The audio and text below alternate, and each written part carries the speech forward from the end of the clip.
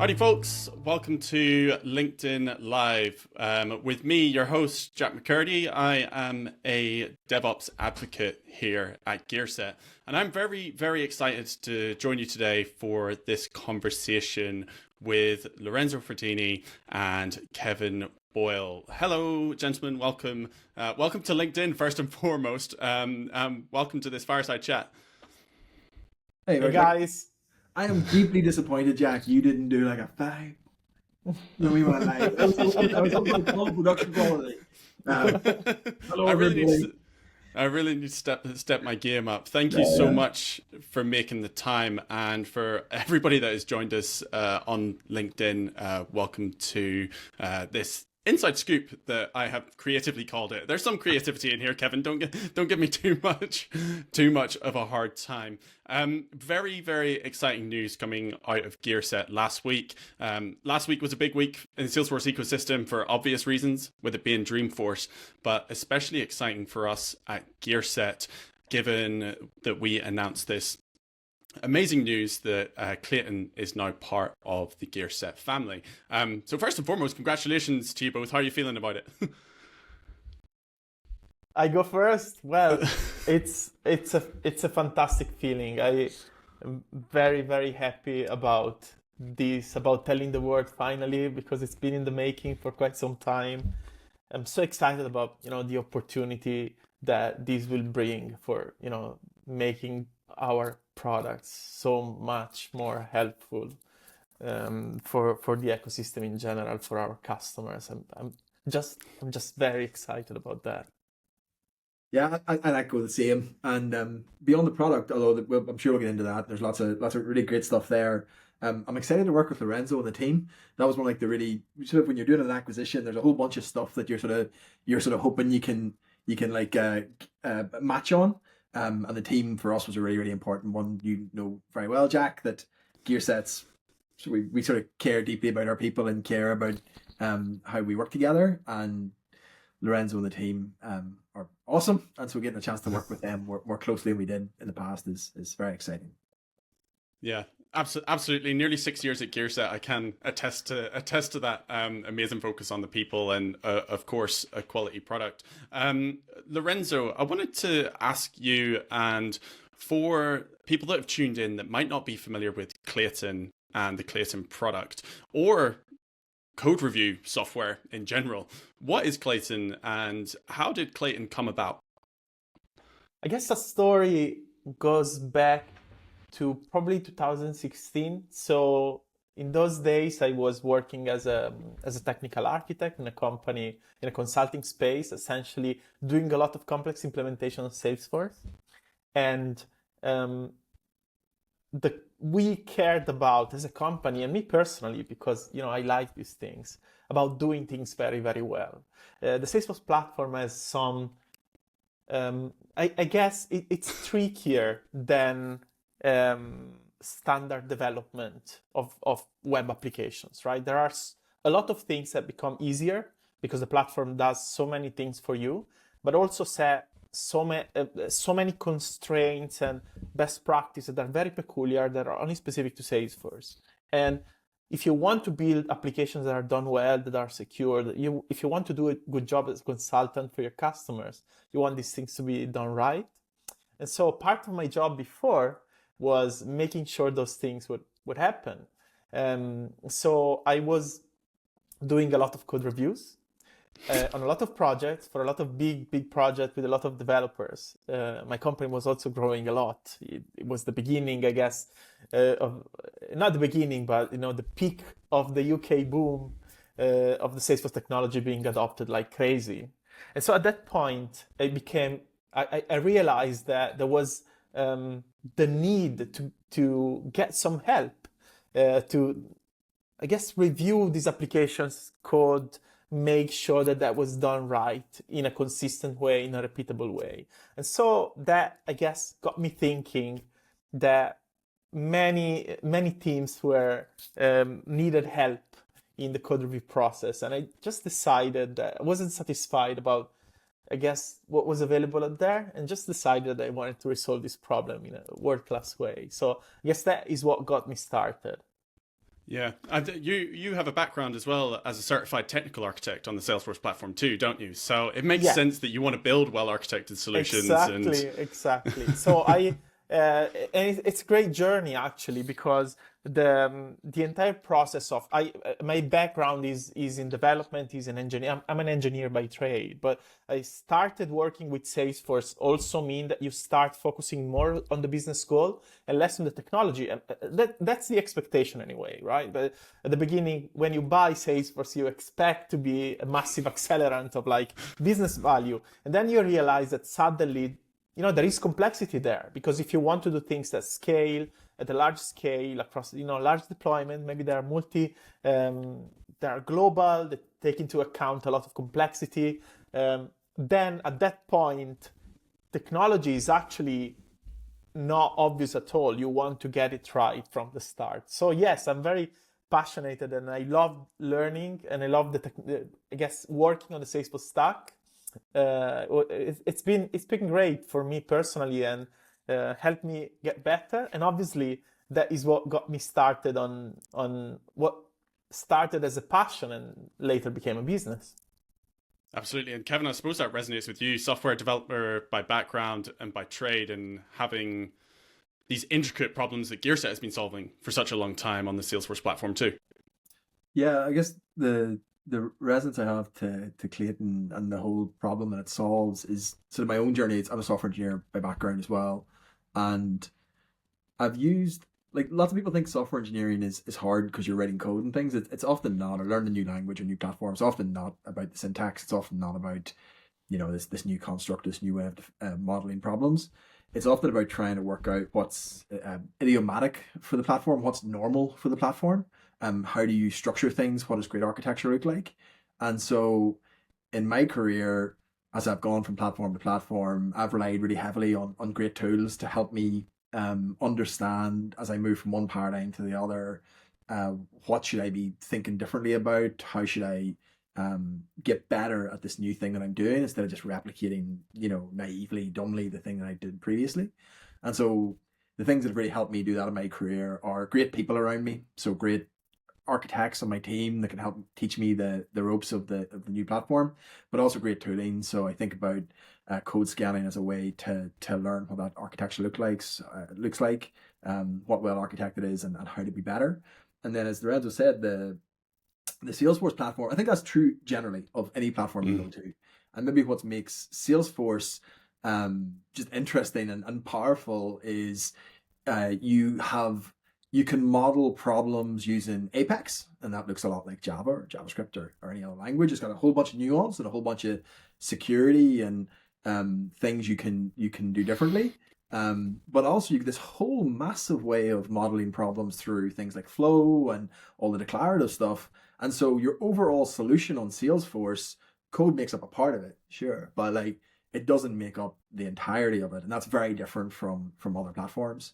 And so again, if you want to think about how to build well-architected applications on top of Salesforce, you sort of need something like Clayton to, first of all, help you understand what well-architected is, then make sure that your team have that across, so that as you build this solution together, you have, Lorenzo used this phrase of the helpful sage, this thing standing over your shoulder, helping you as you build your solution, telling you what well-architected looks like. And so I suppose I've really relied on tools in this in my career. If I'm any sort of okay software engineer at all, it's in large part through the team around me helping me and sharing the best practice, but also great tooling helping me understand what's great. And then I guess, yeah, when I think about sort of starting Gearset, we set out to solve, I guess, the problem that we felt most acutely, which was deployment. But we sort of understood, like, deployment's one part of that overall DevOps lifecycle. It's one part of building the overall solution. And so we started where we felt most pain, candidly, and then also where we maybe had a bunch of experience where we thought we could build a good solution. But we always wanted to do more, and so we partnered with companies like Clayton over the last number of years to help customers be successful much earlier in the development life cycle, before you get to deployment. Those issues are so much easier to correct if you catch them early. And Clayton allows you to do that really, really effectively, but more effectively actually than anything.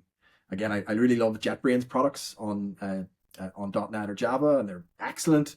But Clayton goes that step further and helps you do a whole bunch of really great stuff.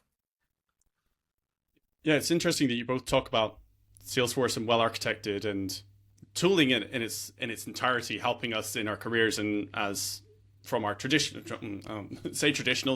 software engineering backgrounds, and things like that. So if we think about Clayton and its offering and the Salesforce environment and the environments that we're building, the custom applications, I guess, Lorenzo, is Clayton not just a code review or code scanning tool, but an application scanning tool to help us with those applications? Kevin mentioned flows and the importance of flows and all of these solutions, but of course we're familiar with Apex and familiar with code.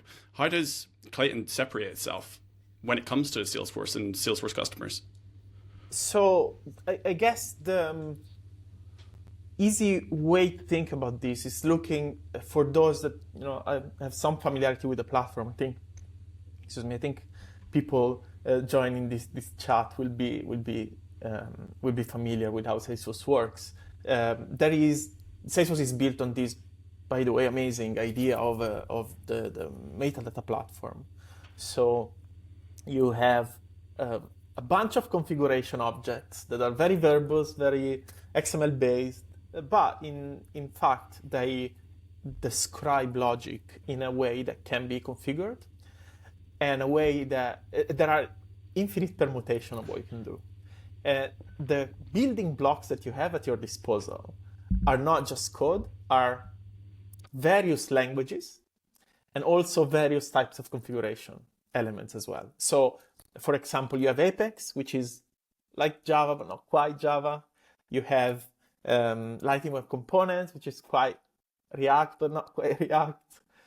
You have flows, that is a declarative way to build application in using a visual metaphor, visual language. And then many features, too many to count, that essentially are built in and you end up configuring. This creates quite a unique style of developing application where you still have source code, but this code is not code that you run, is essentially a big configuration made of many different things that all together describe an application. And I didn't include objects, but there are objects as well, and profiles as well, and permission sets. All these things are very interconnected. And so what Clayton does, what we recognized early on, is that the traditional way of doing code scanning doesn't really work for this, because the traditional approach is I have everything that I need to scan locally, and I can just scan a class and I figure out what's wrong with it. But the reality with Salesforce is not like that, because maybe, yes, you have a class, but then in the class, in the code, you can find a little variable, and the type of that variable is an object, and that object is described in another type of metadata. So you have the need, if you want to check the code, let's call it code, if you want to check the application, you have the need to understand the context well. And that's not easy at all. So the traditional approach to this, and everybody is familiar with code analysis to some degree, is let's take existing technology and let's use it for Apex. And what happens there is that, yeah, you can get some value. It's definitely a step in the right direction, don't get me wrong. But then you end up with, like, if you are trying to solve architectural problems, or security problems, things that are very crucial and important and difficult, then you end up with this very ineffective way of detecting these problems, which is why many people are suffering. Like a lot of enterprise applications that are large and complex, they try to implement code analysis and they're like overwhelmed by noise.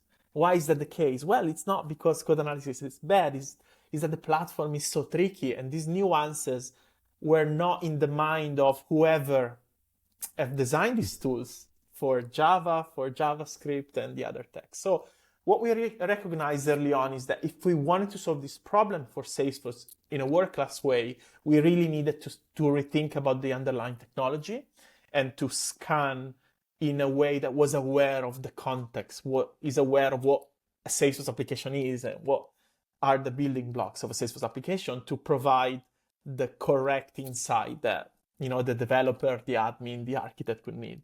So I guess a long way to explain this, but it's a fundamental thing that we recognized early on. And then we built the tool around this idea. So let's get the technology foundation absolutely right to do Salesforce better than anything else and accurately and in an insightful way. And then we built a product around that. I guess that's the story and what we do differently.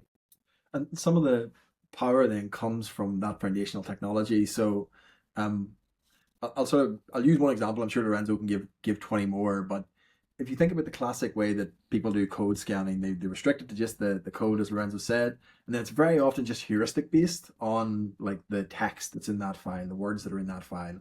So if you think about like an architectural guideline or rule for Salesforce, like don't issue SOCL within a loop, if you have the loop construct and then SOCL, the thing can spot, hey, those things are next to each other, and so that's a violation. But you probably won't have done that anyway. You'll probably have solved that yourself, or that'll be picked up during code review very easily.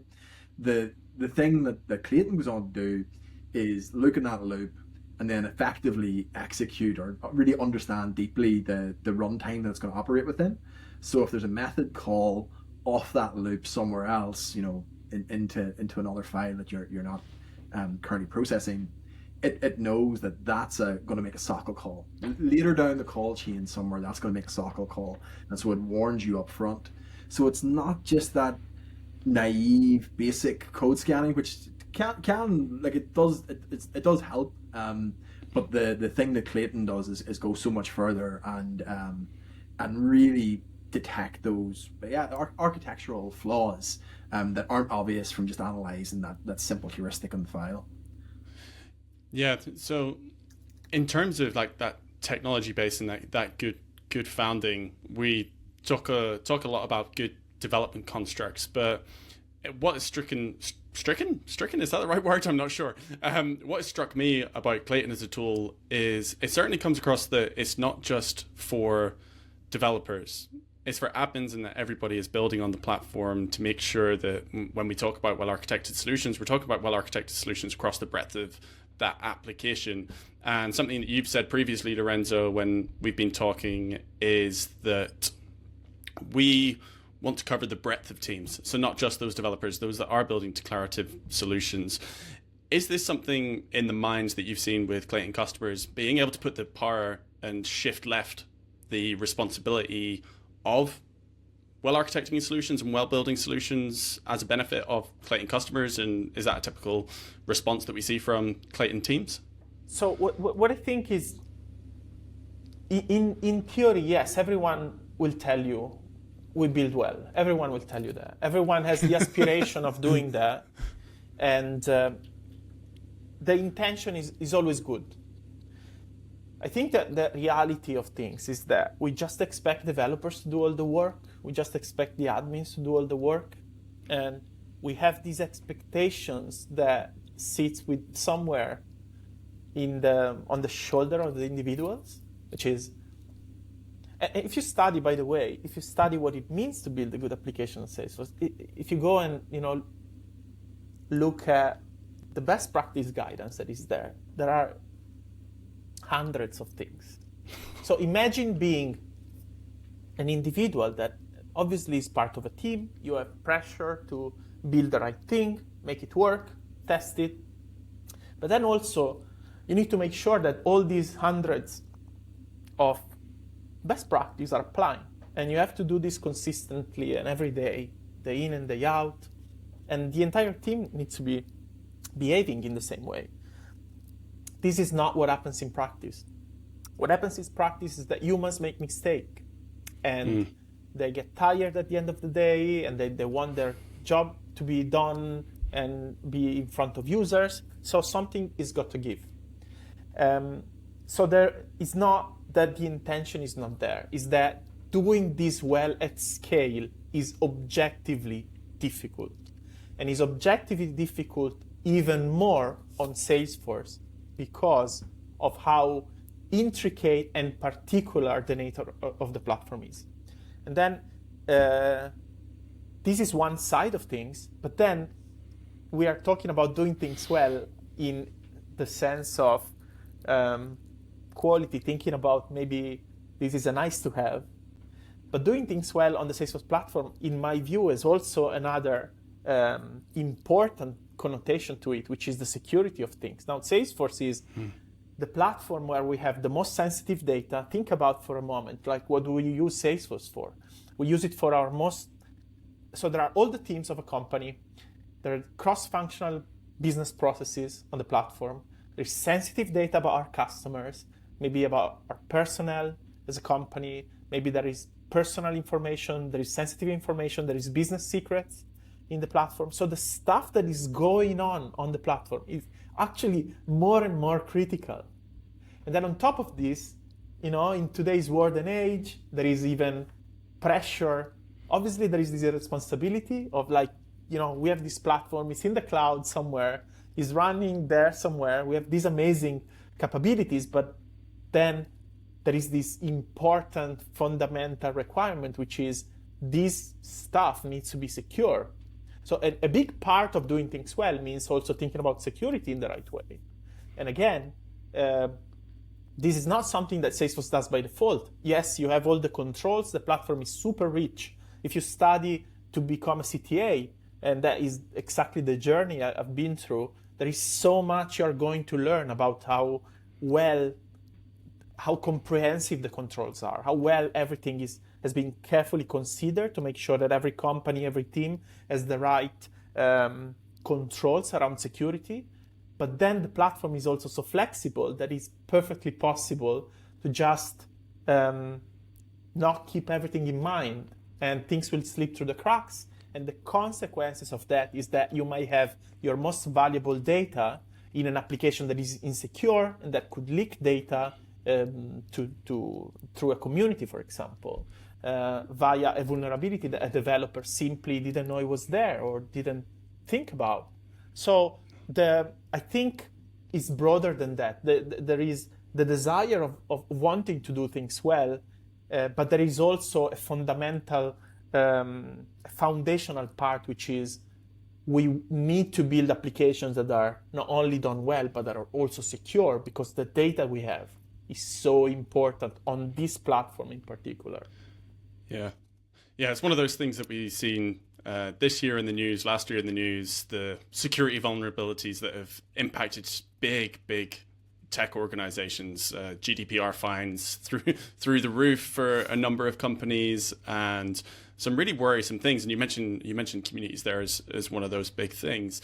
And I was reading a report that Clayton did this year, so your 2024 State of Salesforce Development Report, which is really interesting. I encourage people to go and check that out once we've wrapped up here.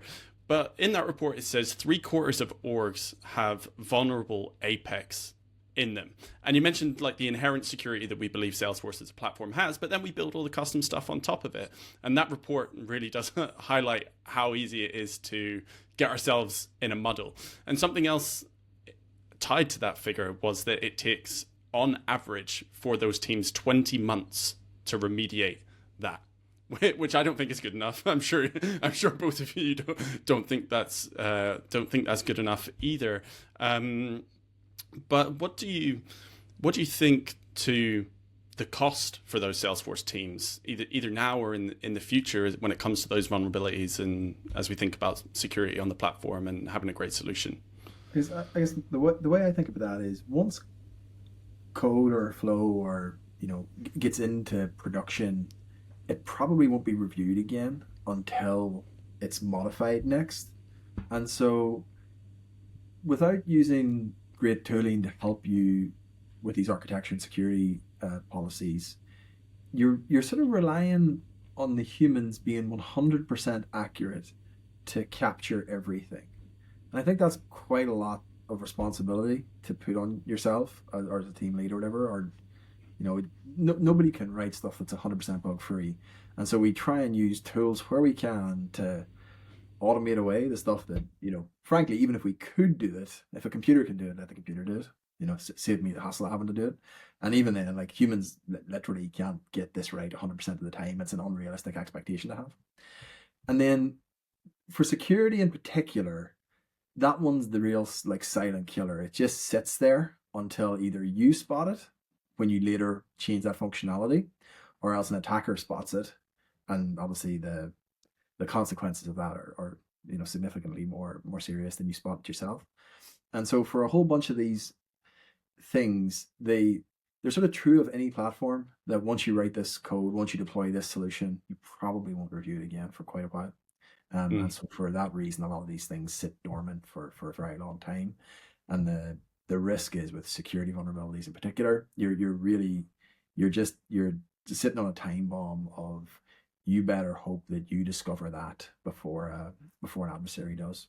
And obviously with the proliferation of Salesforce, with what it's storing, with the proliferation of ways that, originally it was just sort of for internal employees of your business, but obviously it's not any longer. It's now the primary way your customers interact with your company as well. There's just a lot more attack surface to go and hit, and also a lot more bounty if you can go and compromise that system. So something like Clayton covering you is I would say important, and would first of all stop that thing happening in the first place. But even if it somehow managed to get through, your 20 months come way down. Yeah, Clayton has an advisor platform, and a lot of great statistics in there, Lorenzo, about Salesforce orgs and these kind of vulnerabilities and how long they stay, like, to use Kevin's phrasing, to stay dormant in your orgs. Do you have any insight into how long these vulnerabilities typically stay there, and how quickly it could be for Salesforce developers and admins, etc., to find these, had they used Clayton or have it? Yeah. So what we do, I guess, is step back on how do we understand this, how we are looking at this problem. So what Clayton does is we connect typically to a Git repo. We can scan orgs, but let's say when we connect to the development, the tool that developers use, then we can start, yes, we can detect the vulnerability, but we can also look in the information that is sitting in the version control system to reconstruct how old the problem is. So we could detect an issue today and discover that the issue was introduced 6 months before. We collect a lot of this information because we help our customers to detect this stuff, and we give them insights and essentially a bunch of reporting to help them resolve this stuff. But as we are looking at the big picture across the platform, across the customer, we then discover we can start thinking about, okay, how common are these issues? How common is this specific vulnerability? How often is this found in implementation? And when we find it, how old is that issue on average? And the striking thing that I didn't expect at all is that what we typically see is that we detect the vulnerability, and then we look at when that was introduced, and it could be that it's sitting there for years. Mm-hmm. And that is really worrying, because when we talk to teams and they come to us, they are often already doing something to think about code quality or code security. They will be doing something. They will maybe using, sometimes, the available open source tools. Sometimes they're using existing commercial products that are IT buys to cover the entire security, on the assumption of covering security across all the 10 stacks that a company uses. So they use these products that are essentially doing Java, they're doing Apex, and they're doing .NET and Python and all the possible stacks that you can have in an organization. But then what happens is that there are, because of the nuances of Salesforce, you can have these issues going completely undetected. And what we see is that they are there, sitting dormant. The team has this sense of security. They think they tick the box, but they don't. The issues are there, are completely exploitable, and nobody knows. So this is I guess, the really striking thing that we learned. So that's why we put together this report. So once we realized this information, once we realized that this was the case, we also felt that we had the responsibility to educate the public about this problem, because it's there, and it's there for most of the teams that we help. We always, I think the percentage are more than 3/4. I don't remember the details, but like in more than 3/4 of the scans we make, we find vulnerabilities that are live in production code. That is super serious. So in my mind is right. What we are trying to build with Advisor and with this report is essentially surface this insight in a way that is the public can see. They can learn more about the issues we typically see. They can learn what the business impact of this issue is, but also how common they are and how long do they typically stay in an org. And this information is there, is available to read, is available to consume, and hopefully will help many teams realizing that there is probably something they're missing. Yeah, and they don't know. Yeah, no, absolutely. From this conversation, and something that we talk about at Gearset a lot is the cultural shift that is required to adopt best practice DevOps and really changing the mindset of a team. And you talk about data security and the big influx of Salesforce customers that now look and adopt Salesforce backup solutions because they're at risk of losing their data and it being lost and them not being able to access it, and have that kind of fear of business. But it sounds to me like there's almost a need for Salesforce customers to adopt a more security-based mindset and high quality application development mindset as in line with, you know, the fear of losing your data or the fear of not being able to release new updates to production. And Jack, to your point, I think this is more important than ever. And we are now seeing like an hyper growth of AI generated code. More and more teams are using AI to generate code. I'm so glad you said that. Yeah, a lot of hype around that, and obviously we get it. It's fine. It's Dreamforce. It's over the top. But there is also a real world in which, you know, teams are, you know, people are using AI to do their job, and maybe their companies don't know. So there are developers that are using AI, even if their, you know, team members don't know, like on their computer, just to do their job faster. They're using autocomplete that is AI based. There might be using, you know, template generation of like, create me a new trigger that does this and that, and then I'll change it later. All these tools are already being used, even if companies don't know about it. There will be teams, there will be people, there will be consultants using these things. And these tools, they are great, the demos are phenomenal, but the way they are created, the way they are trained is on existing open source code. And guess what? The open source code you use to train this set, these tools, has the same flaws, you know, that exist in the wild. Because, you know, how statistics work. If it's, you know, you take a sample, you probably have if the sample is random enough, that is a good representation of, you know, the world out there.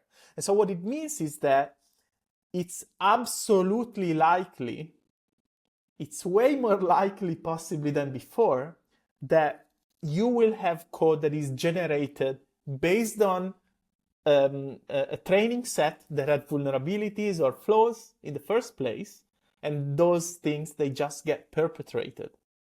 And so I think this is even something that I didn't expect at all when I started Clayton. I didn't expect this would happen, but it's the reality we're living in. There is more code than ever. The code is being written faster. There is more code produced by AI, and this is one factor.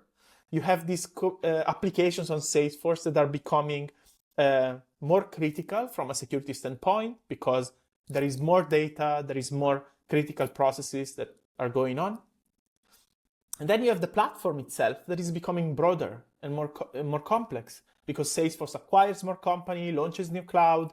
Every Dreamforce there are major announcements. And so how can you, as a team, as an expert, how can you be the expert of everything with a platform that is so broad?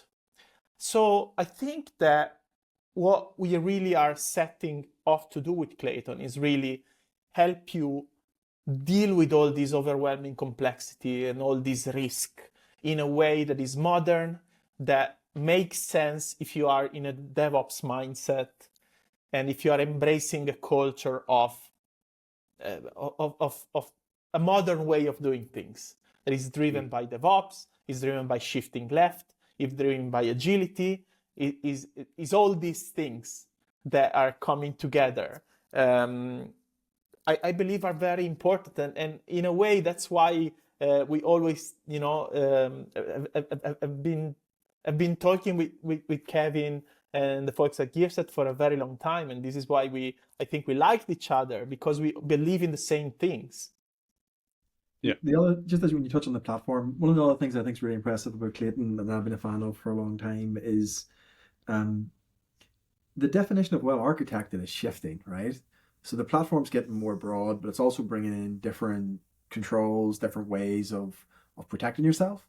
And so Clayton provides this functionality that even if the thing you wrote a year ago was correct, as Salesforce does its 3 times a year releases and brings out new functionality, new capabilities for developers and architects, Lorenzo and the team have this amazing way of keeping Clayton up to date, so that the helpful sage, it's always the most up to date architect in the world, and so it's able to scan your net new code, but also all your existing code, and verify that as Salesforce bring out each release and the architecture guidance gets updated, what well architected mean gets updated, that instead of having to go back and refactor those tens of thousands of lines of Apex, or those tens of thousands of elements of flow, Clayton will scan it, will tell you, hey, now you can do this. Would you like to apply this across all your existing code base? There's a whole bunch of stuff. And again, I think it's not entirely unique to Salesforce, but I think the rate of innovation on Salesforce is possibly, unusual. It's at the very upper percentile if you compare it to other platforms. Yeah. And so Clayton helps you stay on top of that innovation coming from Salesforce, because it's a real boon when Salesforce bring out new stuff that you can build on. But it's also a job for you to go back and update all your Apex, or update all your flows, or to employ the new techniques. So I just didn't want to let that go past, because it's not just for the net new stuff, and that's a big way we've benefited from it. Yeah, absolutely. Well, I think there's probably a bunch of folks listening that have the fear of God in them now, about all this bad code that is living in their orgs, and a solution out there in Clayton that can help remediate some of these issues and set us on the right path through remediation and ongoing work. Kevin, connect the dots for us. So why did Clayton become a part of Gearset? Yeah, so we have loved Clayton, we've loved Lorenzo and the team. We've been partners through our pipelines product, where a bunch of mutual customers that like Gearset for DevOps and love Clayton for code scanning and that architecture advice. That's the thing that we get excited about. We get excited about what customers tell us their big problems are, how they solve those big problems, if Gearset can be a part of solving those problems for them. And the advice that we've always got back is we want to spot issues as quickly as we can in the development lifecycle. We want to spot them ideally before they'd even get into staging. We want to spot them as soon as that developer or admin has built the solution.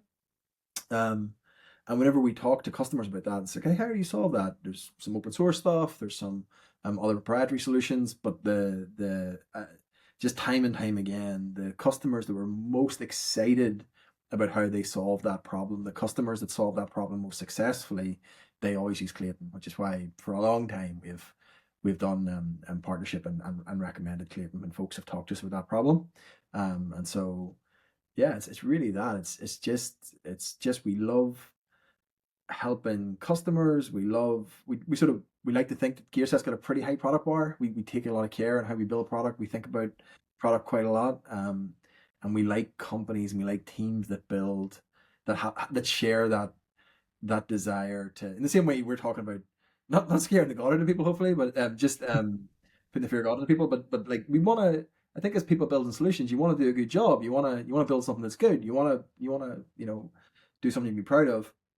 And so when we think about partnering with companies, when we think about building our own technology, we always kind of have that bar in our head of like, these teams that we help are so important to us. So we only want to get good software to them.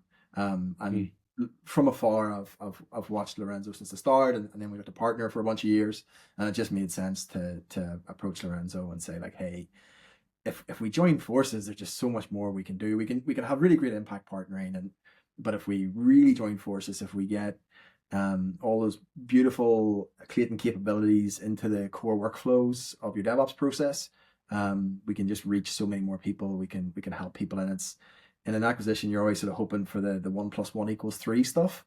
And I've felt like as we've gone through this whole process and journey, that's been like a never wavering sort of belief that I have is what we found here. And over the last few weeks of actually working with the team as part of Gearset, I was confident before, but post acquisition, I'm even more confident. And the ideas that are flowing are like really exciting. The initial customer conversations are really exciting.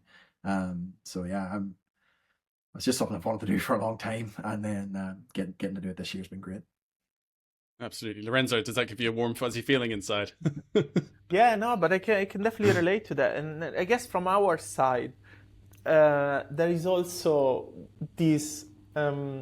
I completely share what Kevin says. Obviously, I'm flattered about the kind words, but also it's true that we care, and it's true that we want to help as many people as possible. And what we historically built with Clayton is because we, as a product on our own, we always catered for those teams that felt the pain the most, and that means that we built a solution initially that was highly optimized for those teams with a lot of developers, a lot of complexity, big applications, a lot of technical debt, because they felt the pain in the most pressing way.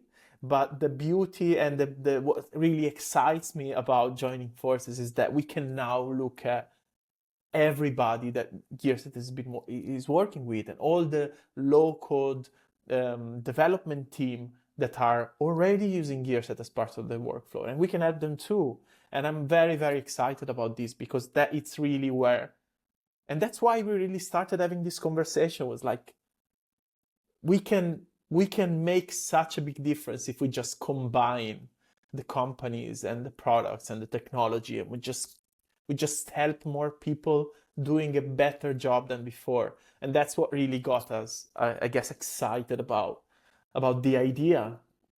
And then the fit was there. The fit was there because I think we share some of the the background, the history.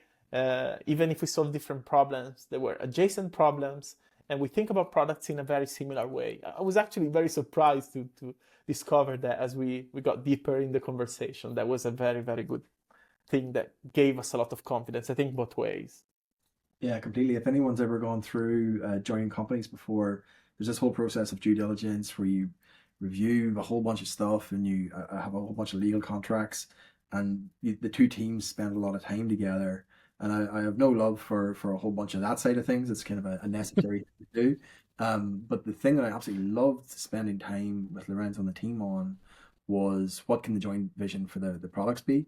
Because again, when you're doing this sort of stuff, you're trying to find a fit on a whole bunch of different dimensions. Team is one, that shared vision is another, and getting to work. From the first time that Lorenzo came up to Cambridge and spent some time with us, it just felt like working with another team member that I'd worked with for for 8 or 9 years. It felt like working with Matt or anybody else at Gearset. It just felt like we just had such a shared passion for helping customers solve this problem the same kind of way of deconstructing the problem and thinking about it. So it was very good. It was very, very good fun. And then in all those moments of like reading 100-page legal documents, the sort of have to keep in your head the fun part of the whole thing. So yeah, it's been really good. One thing that I'm often super interested in is, team performance and metrics. Gearset's really excited to partner with Dora this year on their DevOps research and assessment survey. And we use those metrics as one of those things that we focus on our Salesforce teams that we work with to improve on and have a better journey through that DevOps lifecycle. One of those key stats that we pulled out in the State of Salesforce DevOps report is that most teams experience a bug in a production release 2 out of every 5 times, which is not a great figure. It's certainly not a damning figure, right? But it's not a great figure, and something that we want to improve on.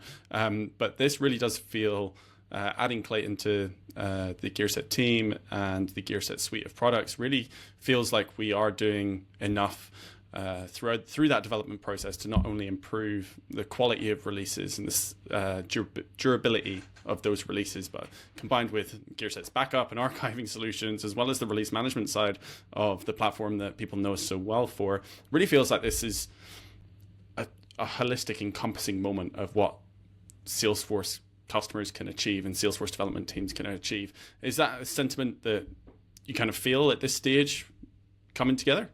Yeah, just before I answer that one, as a software engineer for 15 years, I feel slightly attacked there. We try our best. 2 out of 5 production releases having bugs.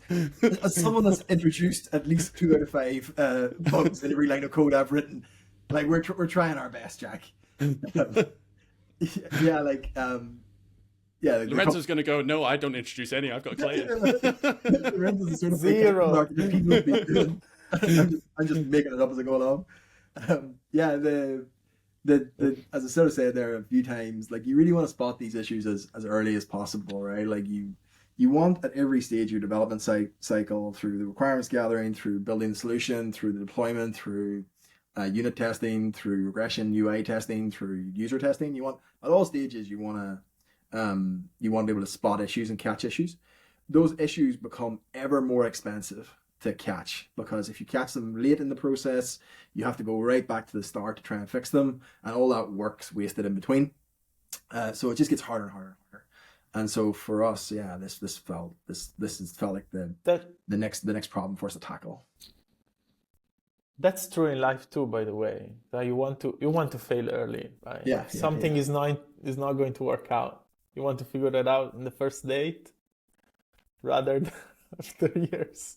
A bunch of sunk cost. Yeah, absolutely. Yeah, there is cost. If you can do that, you can still do that, but you need to be prepared. It's going to be harder. And I think, yeah, it's as a software engineer myself, I completely get it, but I realize that is not something that we should give for granted. That there will be people that are, you develop that obviously with experience, but it's not something that we should give for granted.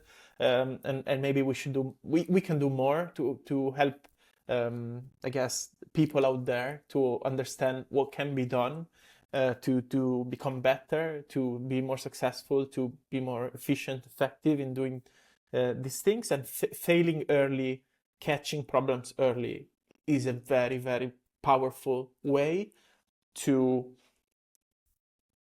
reduce the cost to fix. Essentially, there is so much more. There is research actually about it that I'm sure there would be plenty of I guess numeric and I guess measurable KPIs that can be given around this problem. But in principle, if you find the problem now at the point of development or at the point of deploying that on a pipeline, is going to take you maybe 10 minutes to fix, maybe half an hour. You discover that when it's live, it'll be days, it will be weeks before you figure out, before you troubleshoot, before you find the resource that you can allocate, and that person will have to troubleshoot again. It's just how things work. So we want to fail early and we want to help everybody. That's how we build the products. That's how we build the product Clayton. That's how Gearset builds product. And we want everybody that is using our products to also embrace this.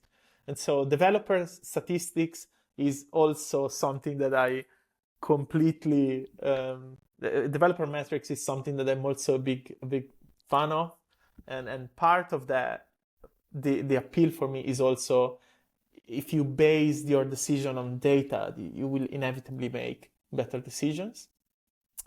So being data-driven and having the possibility to be a data-driven team or take the data-driven decision is always something that I thought is not just cool, it's actually very, very powerful. Absolutely. And for those of you, as we kind of reach the end of the discussion here, if there are Gearset and Clayton customers listening to this, and what's the outlook for them? Like, people know us to be very product led and very customer centric in the way that we do things. What can our customers expect from us moving forward with this acquisition and us joining forces, and how can they expect their lives to be easier and better and great? Because Lorenzo, I want to go and use Clayton on my dev orgs right now just to see how much I've screwed up. I guess I can take that first. This is the first acquisition that Gearset has done, and as I said a whole bunch of times, we love what Lorenzo and the team have built. So for us, it's really, really important that the existing Clayton customers, that they continue to not only have just as great of experience as they've had under the previous situation, but going forward, that it'll be at least the same, but also hopefully a lot better. So we're going to be able to put additional developers onto Clayton itself. We're going to be able to put additional cloud compute resources behind it. So hopefully we're just, given a whole bunch of accelerant to the great work that Lorenzo and the team already had planned. Like, it's not like Lorenzo was sort of sitting there on his resting on his laurels, right? They've got a big roadmap of stuff that their customers have been asking for, and hopefully now by joining forces, we'll just deliver that more quickly. And then from the sort of Gearset deployment perspective, we just want it to be deeply integrated into the workflows. So we want, if you want to come and use Clayton just as its own, just as an amazing code security and code analysis tool, you can do that. If you want to use Gearset as just an amazing deployment tool, you can do that. If you want to use Gearset as a backup tool, you can do that. So all of these things will be separately available. But we do think that there's a whole tremendous amount of value when you add them together. So when you've got a really fantastic code quality product from the very start, when that goes into a great pipeline that helps you understand, when you've got great sandbox seeding so you can pick up your sandbox orgs and make sure that you're running sensible, reliable tests and scale tests, when you then deploy those into production, but first of all, take a backup of your data so that if anything goes wrong, then you're not going to be... Can I curse, Jack? I don't know. So you're not going to be in trouble. So I caught myself there just at the very last second. So yeah, we are on LinkedIn Live, Kevin. I know. You kept having this out later. There's a whole bunch of power in when you bring all those capabilities together. So hopefully, Clayton customers are just going to have hopefully a better time. That's my aspiration. But certainly, at least equal. And for Gearset customers, well, you've just had a big shot of capability to help you write well-architected solutions. So that's sort of the future from my perspective. I don't know if you've anything to add, Lorenzo, or... Well, I think we have everything you say, it's true. And I definitely, I strongly agree, because I've seen it already as we're joining the teams, we're starting to work together and we are already accelerating a bunch of stuff. But I think there is also one thing that we want to do really well is also making sure that we look at the two products together and we provide as much value as possible in the combination of the two products, because we just think that, again, we just embrace the same way of seeing things. So by integrating the product together, yes, we'll still maintain the possibility to use the product separately because, we feel that it's the right thing to do. But we see a very strong potential and we are developing a roadmap in which the two products combine will be augmented. One will augment the other, and so that's exciting stuff that we'll be working on. Amazing. Thank you both so much for your time. I know it is valuable and it's been busy. You probably haven't had a lot of time recently with the acquisition, and now I probably have even less. So really appreciate you taking the time both to chat to us. If you are listening and you are curious about the offerings of either Gearset or Clayton, head to gearset.com. You will find Clayton information all populated there already. Thank you to our web team, because doing stuff like that and getting it all live and ready is no mean feat either. So head over to gearset.com and find out more information. Kevin, Lorenzo, I'm gonna open up your inboxes to people anyway. Absolutely. I was going to both Lorenzo and I, as founders and co-founders, there's so much of your job just gets taken up with stuff to do. And the most fun part of my job, and getting to know Lorenzo, I think I'm speaking for him as well. The most fun part of the job is speaking to customers and speaking to folks in the ecosystem, either if they agree with you or disagree with you, or they want some help, or they want, that's the fun part of it. So I'm Kevin at gearset.com. Lorenzo, are you Lorenzo at gearset.com? I am, yes. So please just email us. Boom. Yeah, they're already firing in. That's great. Please email us. Yes. We'd love to connect and chat if you've got views on this, on how to do this well, on how to solve this problem well. If you think your setup's great, if you want to tell us about it, if you need some help, happy to jump on calls, happy to speak to folks. That's easily the most fun part of my day. Apart from this, Jack, this is the customer thing. Thanks. Yeah. Joint first with this. Well, I appreciate that. Thank you, everybody that is tuned in to this conversation live, or if you happen to be watching it back, which LinkedIn does give you the ability to do. So well done, LinkedIn. This will live in perpetuity, Lorenzo and Kevin. So I hope you're okay with that. And until the next time, good luck with all your Salesforce endeavors, folks. Bye. Bye.